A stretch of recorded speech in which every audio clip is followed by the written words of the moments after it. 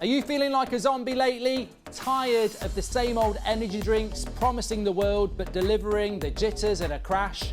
Look no further than Sneak Energy, your secret weapon for all your energy needs.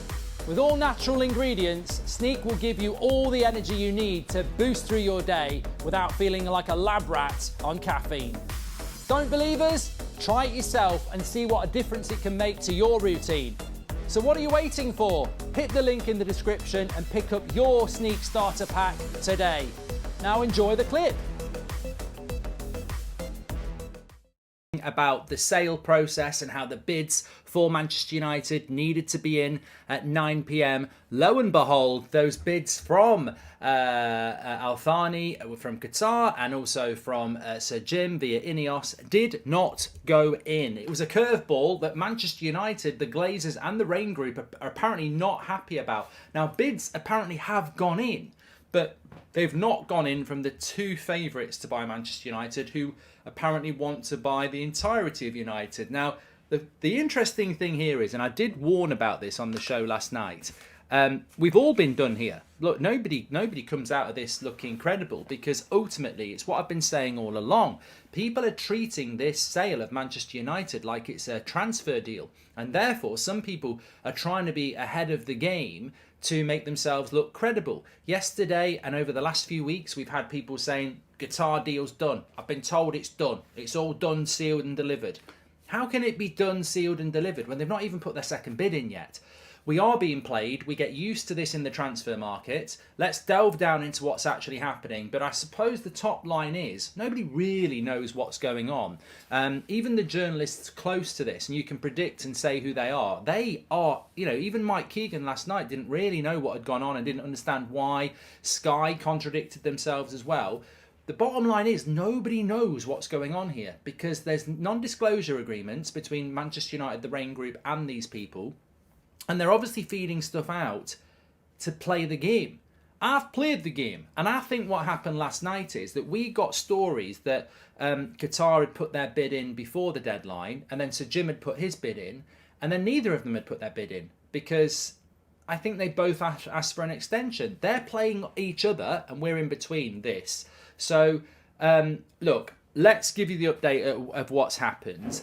But I think the reality is, just be very wary. I said this before. There's people out there trying to make a living, trying to make a bloody career, trying to get retweets, trying to get likes. Whatever they're trying to do, they're bullshitting you.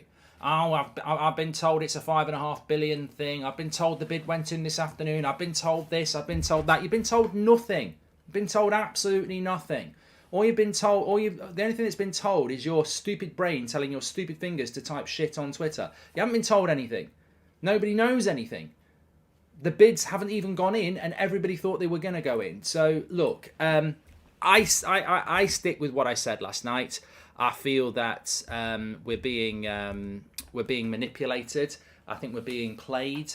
I think the Glazers are the blame for this. This deal is all about how much money the Glazers can make, and they'll take as long as they can. And the only thing I care about is that team, that manager, this fan base, and how we get back to winning trophies that we want to win, like the Premier League and the Champions League. And I feel that if we can attack this summer transfer window like we attacked this season, then next season we can attack the Premier League title. I really do believe that. But with every passing day, the chances of that diminish, because we're not prepped for this summer transfer window, because we're getting locked into this silly game. And look, you can say that Al Thani and Sir Jim are playing the game as well, because they're playing off each other, but they're desperate to buy the club. And because the Glazers is just not setting any strong parameters, they're just going, we'll have a round of bidding, then we'll have another one, then we'll have another one, then we'll have another one. It's just making it descend into a farce. It really is. But look, let's just summarise the news, because that's what it is, a news show. We will go through what happened, but effectively there has been some updates. But let's just take it back to where it was, because we were live at 8 o'clock last night, and there was this story that had been well documented that the bids were going to go in, and Manchester United were going to receive these bids at 9 o'clock last night. And then what happened is, around just after 9 o'clock last night, we started to get trickles in from Sky and other areas that the two main bidders, Ineos and Qatar, Sir Jim and Al Thani, had asked for an extension. in relation to the 9 o'clock deadline. Now, those bids are still expected to go in. Now, there was a bit of a fear for a short period of time last night that they'd both missed the deadline, and the only bids that had gone in were from people like the Elliott Investment Group, who were minor investors, which would mean maybe the Glazers stay. That maybe this whole Qatar bid was all a joke, not a joke. It was all manipulation to make the fans think that was going to happen. Then it didn't happen, and the Glazers will stay anyway. The Glazers never had the intention of selling, but that didn't fit in with why these people hadn't bid. I was never concerned that them missing the deadline meant that they weren't going to get the club. Look, it was reported this morning that a Manchester United source has apparently told the Telegraph that the two main bidders, Sir Jim and Al Thani, missed the deadline, but it's not gone down very well within the club. So they're not happy about it themselves, because obviously they want to keep control. I don't know why they didn't decide to put their bids in. From speaking to somebody about half an hour ago, they said to me, no idea, nobody really knows, but suspicion is that it's a little bit like when I play that game with Ben Foster on the Football Fill-In, and it's how many appearances has Raheem Sterling made for England, and whoever goes first, you sort of set your stall out, don't you? Because whoever goes second, they can just go higher or lower. They've got a better chance, and I think that I think, and it's pure speculation, I think the reason those bids didn't go in last night is because there was a lot of information flying around, and of course, look, if I'm right on this just exposes how bad Manchester United are at running this process. But what I'm saying is the reason I think they've delayed their bids is because that 9 o'clock deadline was so publicly known that if Qatar put their bid in at 8 o'clock for 5 billion, then it gives Sir Jim Ratcliffe another hour to go in at 5.2 billion. And I think that's what it comes down to. But the Telegraph are saying there's a difference of opinion between various sources close to the deal on who exactly first asked for the extension. But ultimately, I think it's come down to a game of poker between these two people. And I think what's happening is they don't want to put their bid in first.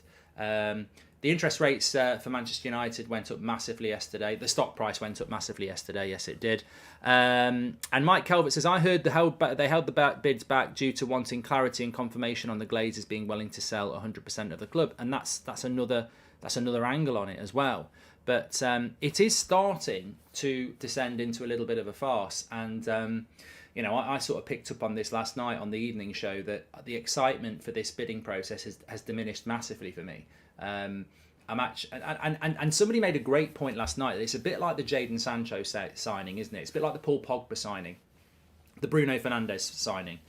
You have that initial excitement of, oh my God, we're going to buy these players, and then it's completely deflated excitement by the time they actually do sign, because it gets dragged on and on and on and on. And I think that's what's happening here now. The excitement of removing the Glazers will never change, but we need this to happen quicker than it is happening. And clearly it's not going to happen very, very quickly. A bit like the Frankie de Jong